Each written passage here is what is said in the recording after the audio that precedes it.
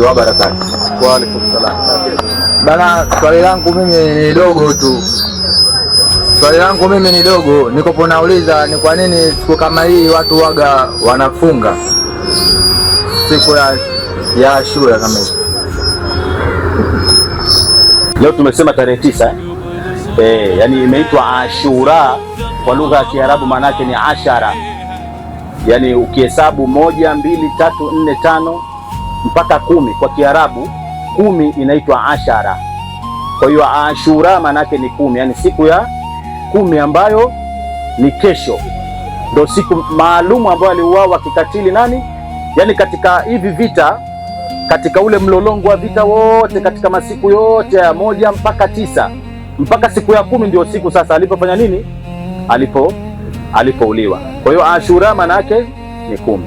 Sasa hiyo funga unayosema ni kesho, yani watu ndio wanafunga. Sababu ukirudi katika Uislamu kuna madhehebu mengi, lakini nisielezeni darasa refu kidogo, zalikaibua maswali mengine alafu wakati umeshaisha. Cha msingi tu kwamba swala la kufunga kwanza tukiliangalia, kufunga ni sunna. Yani mtu yote siku yote ukitaka kufunga sunna unafunga, na innamal a'mal binniyat, hakika ya matendo yote yanaenda kwa nia. Unafunga kwa sababu gani? Sasa kuna hii funga ambayo huenda ndio swali lake analielekeza bwana mkubwa. Funga, kuna maadui mpaka sasa hivi wa kumchukia Imamu al-Hussein wapo, na enzi hizo walikuwepo. Sasa maadui wa enzi hizo ambao walikuwepo baada ya kuuawa Imamu Hussein walifurahi kwamba sasa tumemuua mjukuu wa Mtume, tumshukuru Mwenyezi Mungu kwa funga.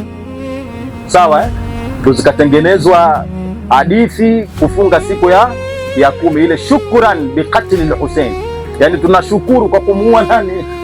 Kumuua Hussein. Sasa ukifunga tu hivi bila kutambua, ndio bado tunaambiwa tusome, utajishangaa. Yani unafunga kwa sababu ya kumshukuru Mungu ameuawa mjukuu wa Mtume. Sawa, lakini haimaanishi siku ya kesho kama ukifunga hairuhusiwi. Unafunga kwa nia gani? Nafunga kwa nia ya sunna, hakuna shida, inaruhusiwa. Lakini kama unafunga kwa nia ya hivyo, funga yako itakuwa na matatizo.